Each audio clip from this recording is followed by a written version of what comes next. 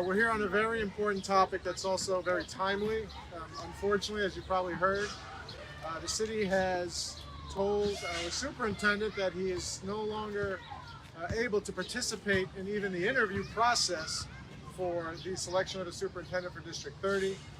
Dr. Composto, of course, has been with us for many, many years in this district, has the support of so many parents. We had an emergency Zoom meeting last night. There were over 500 people who were participating in it on a moment's notice.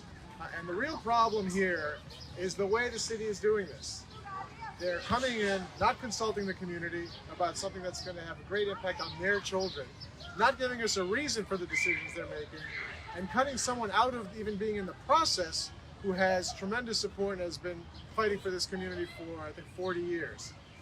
And so we are asking the city to reconsider the decision it has made, reconsider the direction it's going in, and allow Dr. Composto to participate, at least in the interview process that is going forward, because it is completely unreasonable to say that someone who has this much support from the school community, who has done this much for Western Queens, can't even interview to keep his job. So we are supported by a number of parent groups, as you can see behind us, and a lot more that couldn't make it today.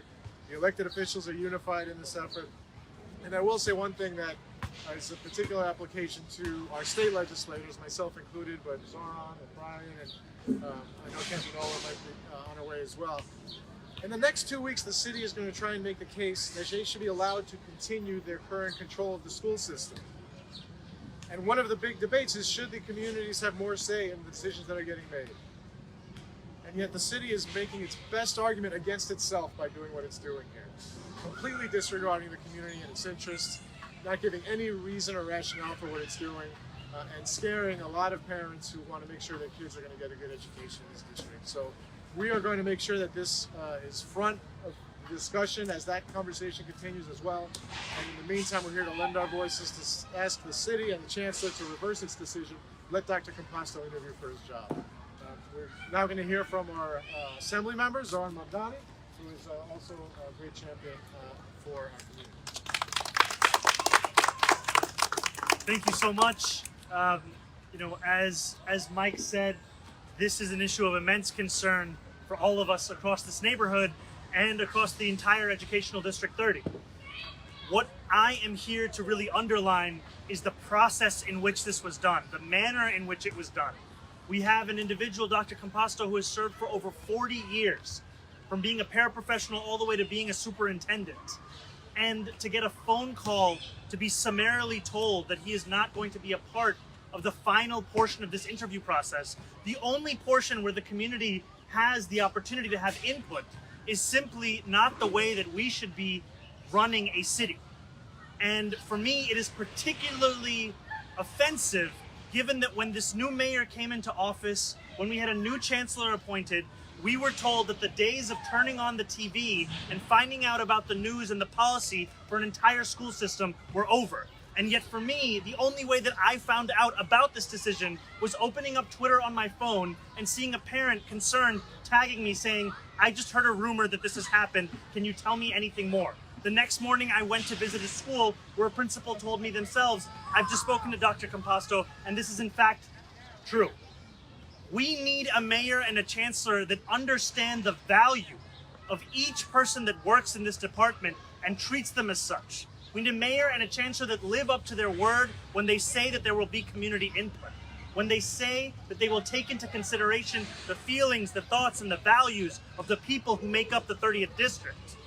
And we need a mayor and a chancellor that live up to their word when they are asking for something, as Mike said, as extensive as an entire extension to mayoral control. Because what this process and the manner in which it was delivered have shown us is that those of us who have concerns about mayoral control were right to have those concerns. And that when this comes up for a vote, we should vote based on the evidence that we have in front of us. And this situation, these last few days, that has to be part of what informs our decision making. The last thing that I will say is what I am calling upon the mayor and the chancellor, and what we are united in our call upon them, is to have Dr. Composto be a part of the final round so that he can be present in front of the portion where the community can have input. After 40 years of service, this is the least that he deserves. And so that is what we call upon the mayor. That is what we call upon the Chancellor to ensure that that occurs. Thank you very much. Next, we're going to hear from our member of the City Council, Tiffany Cabán. Good afternoon, y'all. Essentially, I'm going to echo what my colleagues in government have said and what, quite literally, hundreds of parents, of educators, of community members have reached out to our office to communicate. We had an election not that long ago where a whole host of people ran on a common theme across political spectrums. The thing that united almost all of us was a commitment to accountability and transparency. And we were given that commitment, not just, which I'm really proud of our electeds out here in Western Queens, because I think that not only have my colleagues talk the talk, but they continue to walk the walk in their practice. And that's what we're asking of the mayor. The mayor said, like Assemblymember Mamdani had mentioned, that those days would be over, where parents were left out, where teachers and educators and CBOs and all of those different folks that are involved in educating and caring for our children that are doing this work, that we would know beforehand, and that we would be able to find input. And after struggling through several years of a pandemic, continuing to struggle through a pandemic that was incredibly destabilizing with lack of information, the inability for that bare minimum just adds so much insult to injury, and it's got to end. So I'm here to echo the sentiments of my colleagues, of the community members, to say that teachers, educators, staff, parents, students should have a say and know what's going on in the process. That an individual who has dedicated over 4 decades of service to the school district should be respected and given the opportunity to be part of the process, so that the community can say the things that, quite frankly, they have reached out to our offices to say en masse, right? So proud to be here with y'all, and we will continue to have this fight with you to make sure that we get the right outcome here. So thank you. Member Brian Barnwell. Thank you, everybody. When I first heard the news the other day, I thought it was a prank. I thought it was a joke. I've never heard anything but great news, great feedback about the superintendent. I don't think I know another superintendent as beloved and as appreciated and as hardworking. So I'm baffled. I can't believe this. It's unacceptable, and the fact that he can't even be in the process is an absolute joke. And as my colleagues have said, the fact that the mayor is asking to be controlling the city of New York and the education system, and then they turn around and do something like this, it makes you really think about whether or not they should be running the show.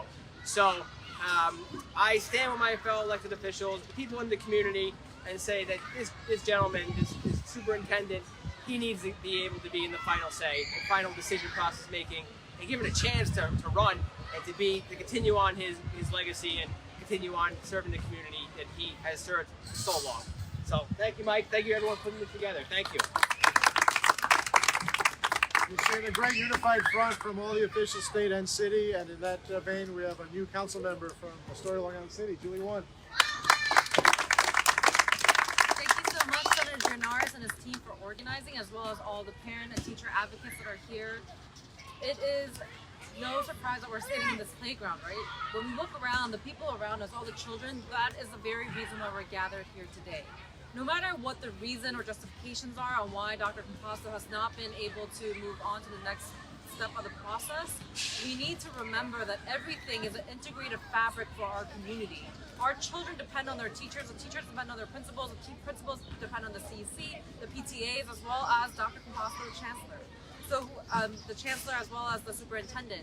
So whoever the Superintendent will be, our city has to remove the politics out of the equation and make sure that this is an equal opportunity employer, which the city is supposed to be, and make sure that the superintendent of the prior years, of more than 40 years, gets a chance to participate in an engaged process, especially where the parents of these very children that we're surrounded by get to have a say on who the next superintendent should be. So we need to make sure that we have accountability and transparency in this process, and if this continues to be the process in the next coming years of how we choose superintendents or any sort of leadership for the DOE, this needs to change. This is a broken process. So I call on the mayor and the chancellor to make sure that everyone gets an equal opportunity as a body to engage in this process, to choose who the leadership who will serve these very children are. At the end of the day, this is just about the kids and the students, and we should have a space where the parents get to say who gets to be their new leader in this service. So thank you so much for organizing. We will continue to fight to have a transparent and fair process. Thank you.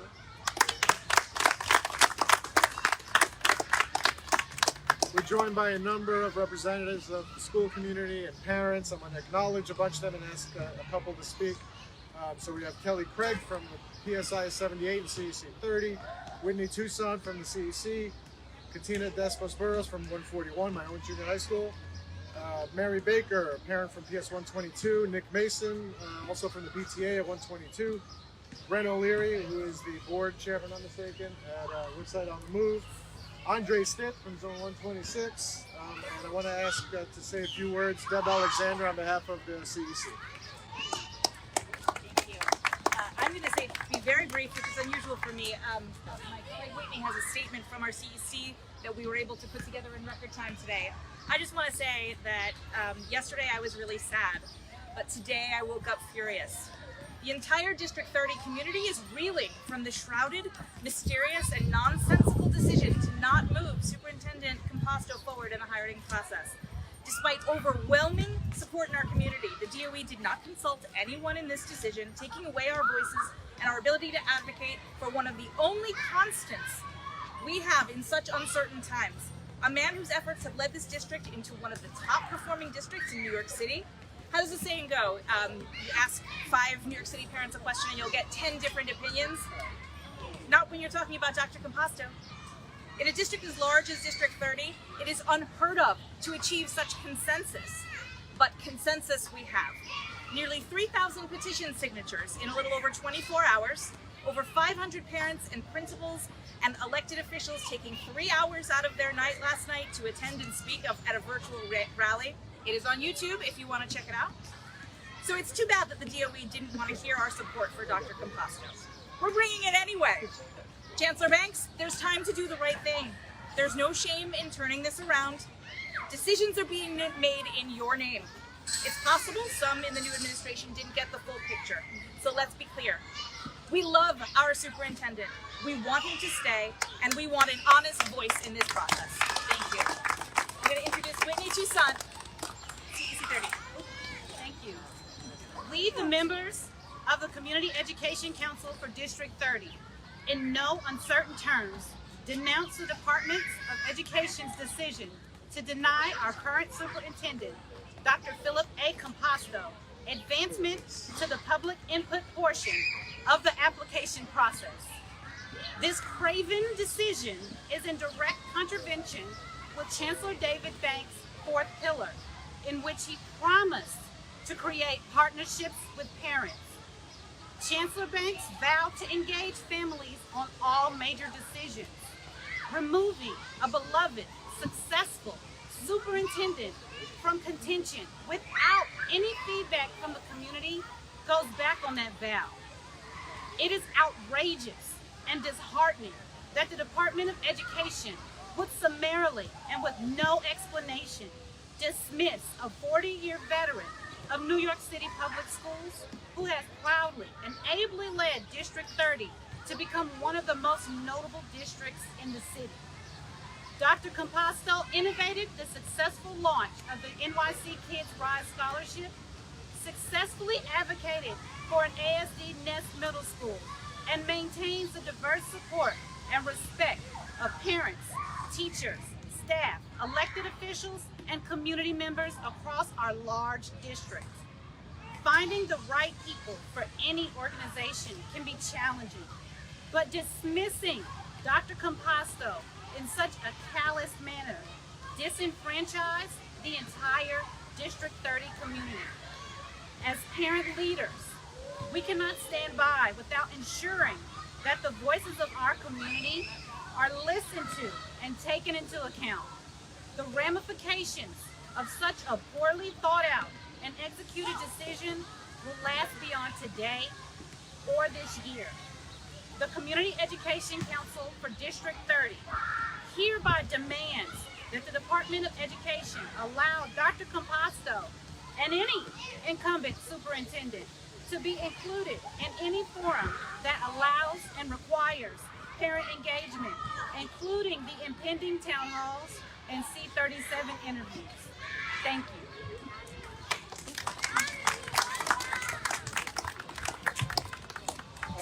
We've been joined by someone who has done so much to make our schools better, the longtime chair of the Assembly Education Committee, Cathy Nolan. It's always great to be with colleagues, but it's not great today because it's a bad time to be a parent in the New York City school system if the Chancellor is not listening to the voices of the parents of the children in the system. In my statement, I just want to point out that mayoral control was not meant to exclude the voices of parents. And this situation is an example of how important authentic community engagement is. Dr. Composto has met that test. He is an authentically engaged superintendent who enjoys, as these wonderful people have said, massive support in this district. And I would urge, as I'm sure my colleagues have done, I would urge the mayor and the chancellor to rethink this ill-advised decision and make sure that Dr. Composto and our community continue together. I just want to say how happy I am to see Andre Tiffany, who's a committeeman, so we have people here from every level of service in support of Dr. Composto, and I want to thank Senator Gianaris for organizing this. But it's very important for, I hope, the mayor to listen to us and to understand that Dr. Composto is wonderful, but it is also imperative that the mayor and the chancellor, who I'm shocked that David Banks, who comes from community involvement, would not be listening to the voices of parents in District 30. So I urge them to reconsider and to take a moment and to step back, and whoever advised this foolish idea, take a step back and listen to the voices of our parent leaders and keep us going forward in District 30. Thank you. And last but not least, representing Zone 126, which does so much great work in Western Queens, Anju Rupchandi. Good afternoon. I'm Dr. Anju Rupchandi, and I'm the proud executive director of Zone 126. I've been working for the organization for 11 years, and we're focused here on Astoria and Long Island City, specifically children living in public housing here in District 30. Dr. Composto has been a staunch advocate of our work around cradle to college to career. He knows the work before children enter the classroom at 3K. He's thinking about children in public housing and how to support them so that they are kindergarten ready and they can be on track for high school graduation. The process has not been transparent. We are looking to make sure the New York City Department of Education allows the process to be transparent so that he has an opportunity to advocate for his job. Parents, students, community members have all been in support of this man for decades. He has been an advocate. He has long asked families, educators, etc., is what we are doing good for children? I have worked with many superintendents over the last 25 years that I've been working for the system. And I have never had a superintendent consistently answer their phone and their email all within a 24-hour time period. That is who Dr. Composto is. I visit classrooms with him consistently. He bends down to 3K children and has conversations with them because he looks at them as individuals of promise. That is who Phil Composto is, and I'm fully behind him and in support of him. We're asking for a transparent process. Thank you. Let me thank everyone again for joining us. Any questions before we wrap up? Has anyone had any communication with anyone at the DOE? I know I have. Anyone else want to join me? But yes, we've expressed our concerns to them. We've certainly heard them. I've also made the point very clearly to them, as I did today publicly, that it's strange timing for them to do something like this while they're simultaneously asking for more control of the school system. So whether they react or not, I don't know. Yeah, same. You know, we've reached out across the DOE, the mayor's office, wanting as much detail as possible about what's going on with the process. And then again, echoing the sentiments that we've shared here to say we want accountability and transparency. We want to make sure that community, that the people who are directly affected by these decisions are part of the decision-making process. And what was their response? Because they are not responding to us. So I've asked them for data points because one of the justifications we heard was that District 30 was a failing school for ELA and math statewide exams. And I've heard differing data points from individual teachers, parents, as well as principals. So I've asked DOE to send me a comprehensive package with data points and facts of what District 30 has done or what they believe that Dr. Composto is responsible for, so that we can understand what the justifications are for him to not move forward. Part of the problem is they're not giving us any information. We've asked specifically why they made this choice. The best I got was the Chancellor doesn't share his vision. I don't know what that means. I said, what does that mean? No answer. I can tell you I'm livid. Okay? I've known David Banks a very long time, and I've been asking for a phone call back for like 3 days. It's just not, it's not right, it's not respectful. I'm not a diva. I know he's a busy man, but it's outrageous that they haven't spoken to us, and I'm deeply hurt about it. And I have to be honest with you, it lends itself. You have to wonder what went on if they can't even return a phone call. And it's just wrong. That's not what mayoral control is meant to be. Mayoral control is not imperial control. Mayoral control is not imperial control. It's a collaboration with parents. And if David Banks doesn't understand that, I'll be happy to explain it to him, because it's not right. Okay, so. Dr. Composto was one out of 3 superintendents across the city who did not make it to the next step. So there has to be a justification for that. So once we get those data points from the DOE, we will definitely be sharing it with my colleagues as well as the public. Do you know what level of interview he was given, if any?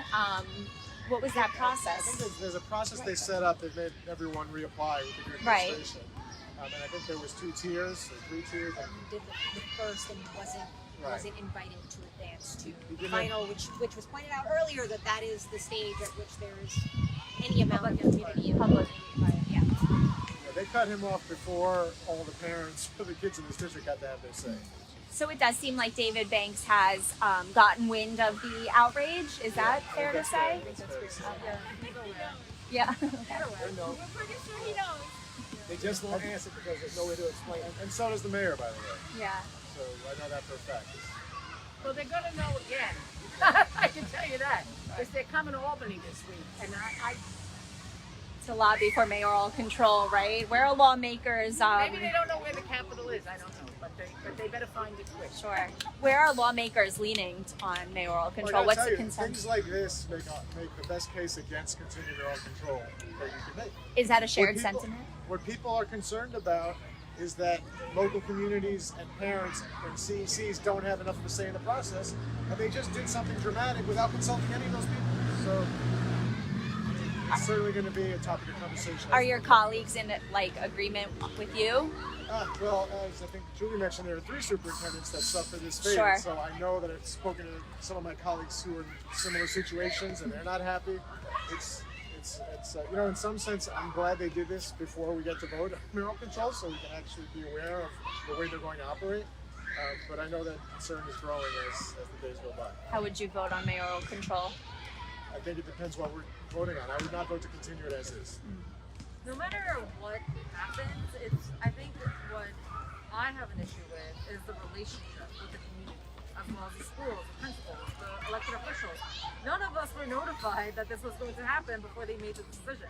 It's not that we are saying, oh, I should have a say and weigh in on what we decide to do, but at least give us a heads up before our phones blow up, our emails blow up, and we're getting flooded with parents and students who are upset. That's just the bottom level common courtesy that we should have for each other as leaders, and we didn't even get that. So I think the way that they treat the public, as our Assembly Member Brian Barnwell said, we should not be finding out information from Twitter, as well as just phone calls. I would like an official line of communication, an open channel and dialogue where they're not only picking up some people's phone calls and ignoring other people's phone calls, but they should treat us all with respect as well as care for the community, because you pick someone out of leadership, it affects how many schools. In my school district alone, that's more than 30 schools that it impacts. So you're affecting not just the schools, if there's 30 schools, imagine how many students there are per school. If a high school has 1,100 students, how many parents is that? Multiplied by 2. Those are all voters that impact his tenure as a mayor. So I don't know what's happening, but it's not okay. And more importantly, the parents should have a voice. And that's what was. I just want to say again, mayoral control doesn't mean imperial control. It was a vehicle to have collaboration because the old system wasn't working, and it was designed to, and there was many corruption issues. It was designed to have a collaboration between parents and the mayor, and that it doesn't mean it's imperial control. So it's very, very upsetting. I'd just like to point out that the mayor himself likes to call it mayoral accountability. That's his name for it. And so this right here is the accountability portion of what he's saying. Anyone else? Thank you, everybody.